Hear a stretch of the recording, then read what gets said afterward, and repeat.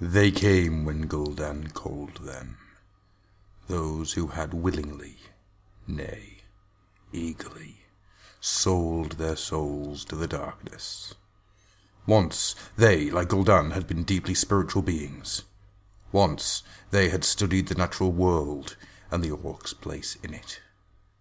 Once they had learned from the beasts of the forest and the field, the birds of the air, the fish of the rivers, and they had been part of that cycle, no more, no less, no longer. These former shamans, these new warlocks, had found the briefest taste of power, and, like the barest drop of honey on the tongue, found it sweet indeed. So their eagerness had been rewarded with more power, and still more. Gul'dan himself had learned from his master Ner'zhul until student had finally surpassed the teacher. While it had been because of Ner'zhul that the Horde had become the powerful, unstoppable tide of destruction it was, Ner'zhul had not the courage to go further. He had a soft spot for the inherent nobility of his people. Gul'dan had no such weakness.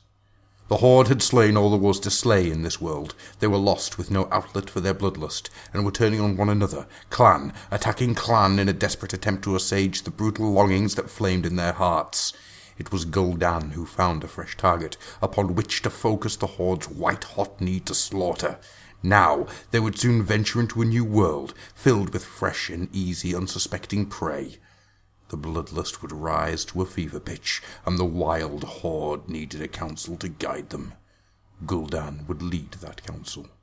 He nodded to them as they entered, his small, fire-hazed eyes missing nothing. One by one they came, called like servile beasts to their master. To him. They sat around the table, the most feared, revered, and loathed among the entire Orcish clans. Some were hideous, having paid the price for their dark knowledge with more than just their souls. Others were still yet fair, their bodies whole and strong, with smooth green skin stretched across tight, rippling muscles. Such had been their request in the dark bargain. All were ruthless, all were cunning, and all would stop at nothing to gain more power. But none here were as ruthless as Gul'dan. "We few gathered here," began Gul'dan, "are the mightiest of our clans. We know power, how to get it, how to use it, and how to get more. Others are speaking out against one or the other of us. This clan wishes to return to its roots. That clan is tired of killing defenseless infants." His thick green lips curled into a sneer of contempt. "This is what happens when orcs go soft." "But Great One," one of the warlocks said, "we have slain all the Drani. What is there left to kill in this world?" Gul'dan smiled, stretching his thick lips over sharp teeth. "Nothing," he said, "but other worlds await." He told them of the plan, taking pleasure in the lust for power that was kindled in their red eyes. Yes, this would be good. This would be the most powerful organization of orcs that had ever existed, and at the head would be none other than Gul'dan. "And we will be the council that makes the Horde dance to our name," he said at last. "Each one of us is a powerful voice. Yet such is the Orcish pride that they must not know who is truly master here. Let each think that he swings his battle axe because he wills it, not because we are commanding it.